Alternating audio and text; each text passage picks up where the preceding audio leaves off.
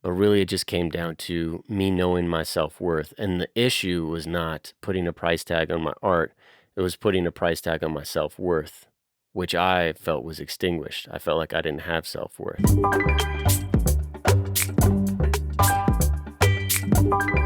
Hello, and welcome back to another episode of Tangible Vibrations. Did I just say it wrong? Tangible Vibrations. Hopefully you felt that. I was supposed to say that last episode, but I didn't say that. That's like the motto, because it's kind of, hey, did you feel that? It's tangible. It's a vibration, something you feel. Well, like I said in previous episodes, I'm going to talk about the meaning behind the name of this podcast. But today we're talking about attaching a price tag to your creativity, putting a dollar bill on what you value in your expression of self. Did I say thank you for being here? Thank you for being here. If you're watching this on YouTube, hit the like button for me. Comment down below if you feel like responding in a meaningful way or in a lazy way. However you feel like responding, that's fine. And if you're watching this elsewhere, review the podcast, which I will attempt to review a podcast. I don't know if you can review podcasts on Spotify, but by God, you can listen to them.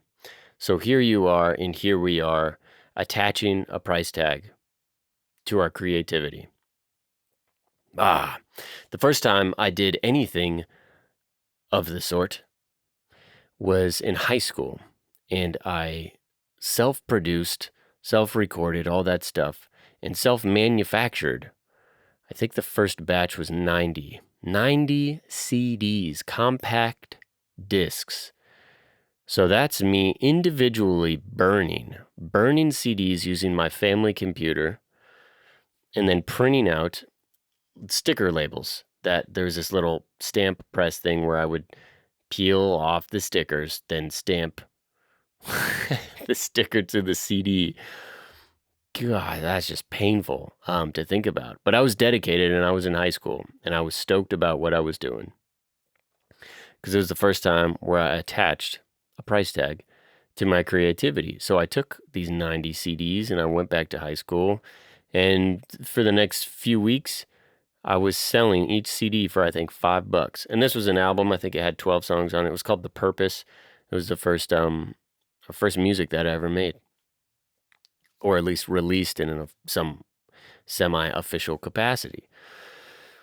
And looking back at it then, I didn't think about it that much, because to me, I put work. The work was burning the CDs, putting the sticker on the CD, taking the compact disc case out and sliding the album artwork into it, closing it up, bringing it to school. So that was like the effort. And then I was like, hey, this is a tangible item that I'm selling to you. Here's give me $5. Go jam out to my poorly produced underground hip hop music. Sounds like a good deal. But as an adult, this has been very challenging to me, because after I went to college for music production for recording arts, Full Sail University in Orlando, Florida, I tanked. I bombed. I couldn't take this creative thing, this musical pursuit, and in any way find gainful employment with it. I tried. The closest I got was being a mobile DJ for weddings, bar mitzvahs, things like that. But that by no means was my musical expression as an artist, as a producer, as a music maker. Fast forward 10 years, like a decade, I now have a YouTube channel, and that's when things start to happen. And I think this really hit me the first time when I had to negotiate a deal with a company, and it wasn't enough, at least in my mind. And I knew that the work that I was going to put into making these videos, that it would be justified for me to be paid more. But there was always this timid thing in the back of my mind, like, it's my art. I want it to be free. I want my music to just be heard, and I'm not trying to worry about money and all of this. And I think that's a struggle for a lot of people. At least it was for me. So if it wasn't for you, good job. But I really had a tough time throughout my life monetizing my creative efforts. I felt like I was selling out, or selling it short to other people, or selling it for too much. Like I was getting the wrong end of the deal, or maybe they were, because I wanted my music to be free, and I didn't want in the back of my mind when I was making my music to be like, oh, this is gonna get me money. And I wanted to keep those separate. But this is what I've learned, especially in the last year, getting brand deals and working with companies on bigger projects creatively, as a creator, as a music maker. Your creative expression has value from the start. And then if it begins to have an audience and there's pull, there's some gravitas around what you're making, that value is exponentially increased. And that value, although intangible, deserves to be rewarded and paid for in a tangible way. And that is difficult because it's a self-worth thing. The art that you're making, the music that you're making is so close to your heart, so close to the chest. It's you. You're taking something symbolic to you that was a story, that was a feeling, that was an experience you had, and then you're turning it into something that someone can push play and listen to, or maybe you're making artwork. And that's you. Of course, it's not you, but it's a piece of you. It's a story of you. It's a slice of you, of your expression. So what I realized is that the reason why I was hesitant to attach a price tag to my creativity is because I was not valuing myself. I was insecure. I realized that I was hesitant to put any type of dollar amount to my art because I didn't feel like I was worthy personally as a person. Now, I could go mop a floor or make a sandwich or a smoothie, one of the random food service jobs I had years ago in high school and stuff like that. That makes sense because I'm providing value and I can see it and it's there. But if you're taking something as intangible as music and attempting to sell it and not feeling like you're cheating anybody, that's what's difficult.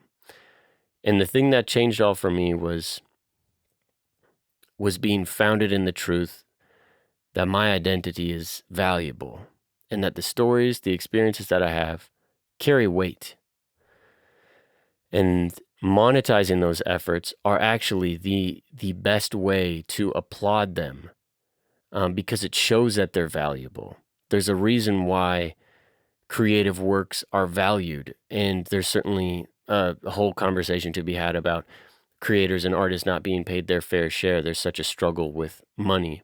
But as an independent business owner, as a creative business owner, me monetizing my efforts is not only the smartest thing to do, but it's also the most honest way for me to express myself, because I'm not just working at a bank because they pay me good. And although I feel like I'm selling my soul and destroying a piece of who I am, at least I'm getting a good paycheck.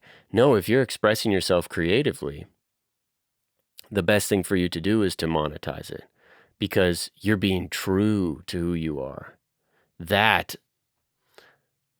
above anything that's worth being paid for, should be paid for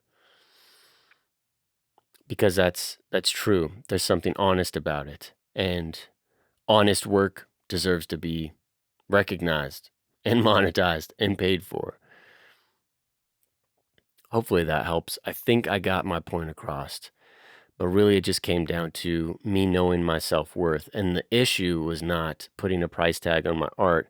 It was putting a price tag on my self-worth, which I felt was extinguished. I felt like I didn't have self-worth. And I found my self-worth in pursuing a meaningful relationship with God and knowing that my self-worth was not based on my past mistakes and all these other things, that my worth has been paid for, that my worth has been bought with something that is bigger and better than any figure of money that we could see on earth, that there's something eternal and infinite about who I am. And now that I'm connected to that and expressing it through art, it made putting a price tag on that art a lot easier, on that music, whatever it is. That's the point. I had to throw that bonus thing at the end because that's the real truth. Some people won't catch it, but I hope you did. I hope you felt that. Like I said before, comment down below if I missed anything or if you got something to say. Subscribe if you're still here and you're watching this and you're not subscribed. Stick around. I'll see you next week. And anybody listen on the podcast stuff, whatever that means, Spotify or Apple, yeah, write a review. I'm gonna just stop saying that. All right, peace.